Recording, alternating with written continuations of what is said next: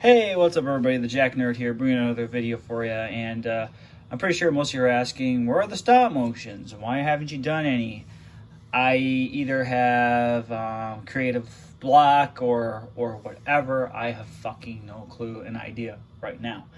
But in the meantime, I am going to deliver my top 5 figures of 2020. This is the third time I've done the top 5. Yeah, third time in 3 years. Of course, this is going to be before New Year's Eve because I actually have a lot of plans that day. So I figured I would do this a little early. All right. First off, I'd like to say, despite of all fucked up 2020's been, for me, figure-wise, has been phenomenal. I mean, I got some good SH Figuarts, some good Transformers, third party and Masterpiece alike. Mainly third party, honestly. But anyways, let's cut to the cheese. And first off, we're gonna start from 1 to 5. So, like I usually do, not 5, 4, 3, 2, 1. I could have done 5, 4, 3, 2, 1, but I figured I would just send it out, just swinging. And number 1 for my pick of 2020 would have to definitely be TFC's ST Commander. It is a phenomenal figure. I'm glad that TFC Toys actually did this guy, because I never thought I would ever want to get this guy. You know, I saw reviews of him, you know, Bobby Skullface, a couple other places. I guess a lot of it spoke to me because in a way, I was one of the things I do involves serving, you could say. I don't talk a lot about it because I try to keep that in the DL. And yeah, I mean, I think that's one of the reasons why this figure spoke to me, is because of my background, and also the Transformers nerd inside of me. Also, just kind of like, just TFC definitely put a lot of thought into this figure. And I think it was a 2018 release, so some of these figures I am a little late to the punch with. But overall, I am very impressed with this. I cannot wait to see the STC 02 by TFC Toys, their interpretation of Dominator Megatron. I cannot wait to see that thing fully colored, fully finished. There's already a prototype out there.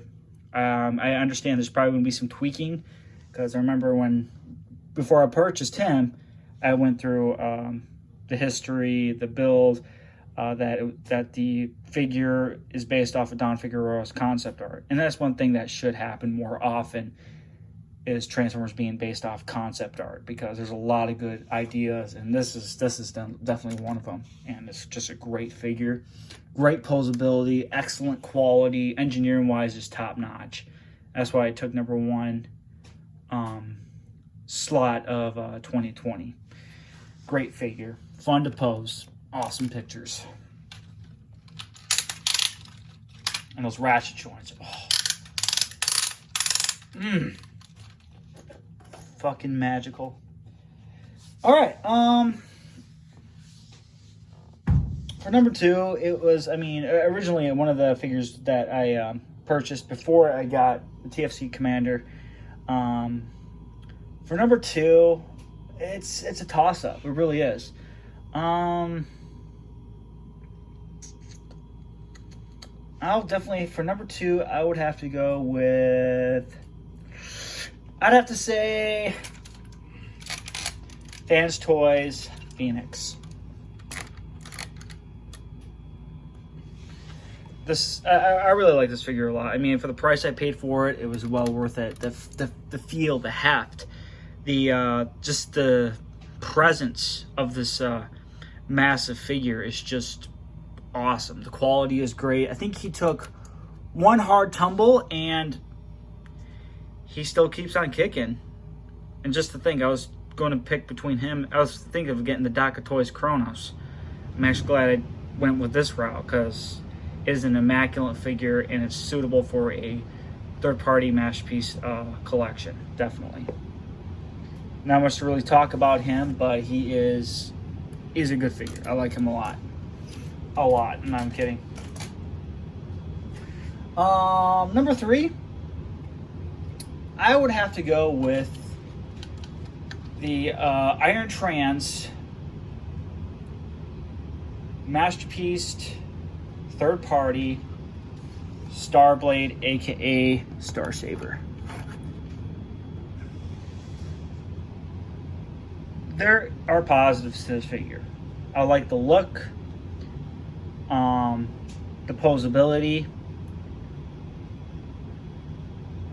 and it just has those right proportions too. I mean, unlike the Takara Starsaber, this is actually a much better and well executed figure than that.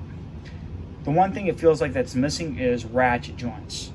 Ratchet joints is the one thing that this figure is missing the most. And if it had ratchet joints, I think it would have been even better, you know? I like the look, I like the feel. Overall, excellent figure, and I like him a lot. I cannot wait to see their Iron Trans's King Leo. I don't know how well this guy did. I know when we were waiting for him to come out, I think I was like the very first individual to do a actual English review based on him, and I don't really transform him a lot because I've heard certain tolerance issues that it has, especially some of those people that are ham handle figures. They I saw some of the blade hilts break, so I'm doing everything I can to avoid any breakage because this figure is immaculate. And even the weight on him, even though it has die cast construction parts, I like this figure a lot. I really do. That's why I took number 3 this year.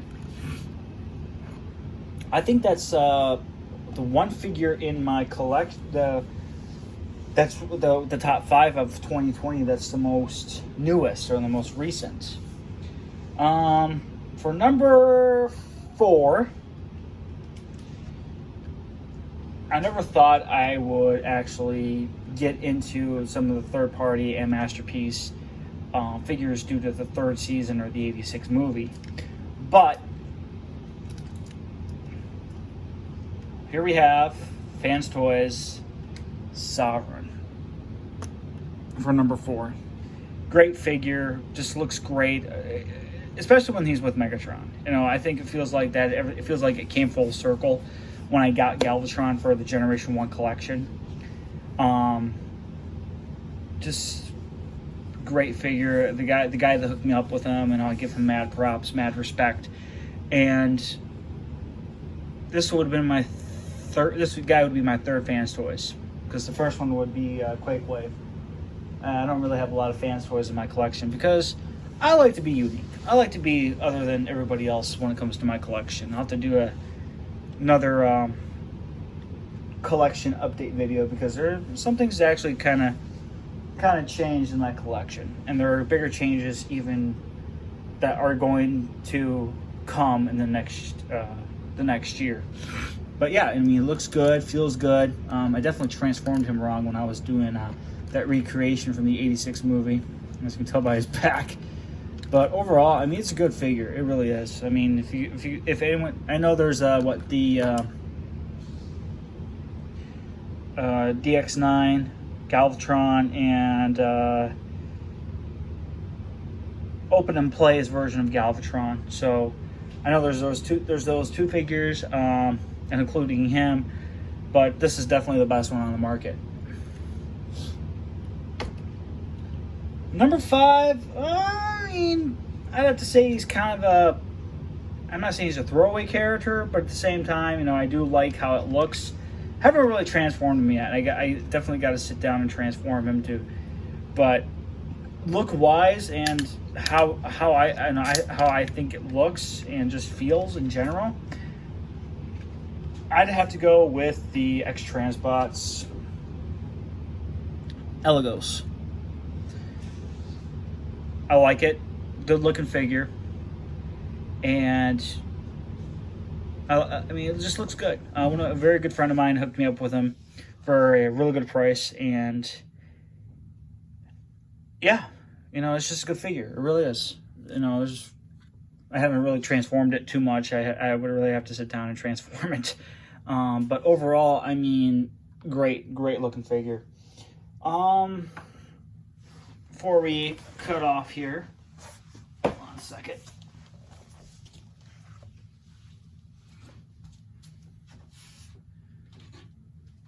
So anyways, I recently got rid of my Fans Project Dinobots. Yeah, I know, tear, right? But I hope they all have a good home and stuff like that, because I am making way and making room for my newest endeavor. It is time to upgrade the Dinobots. This is the Gigapower Grimlock, or Superator, whatever you want to call him. I do have MP08, the Masterpiece Grimlock that was customized.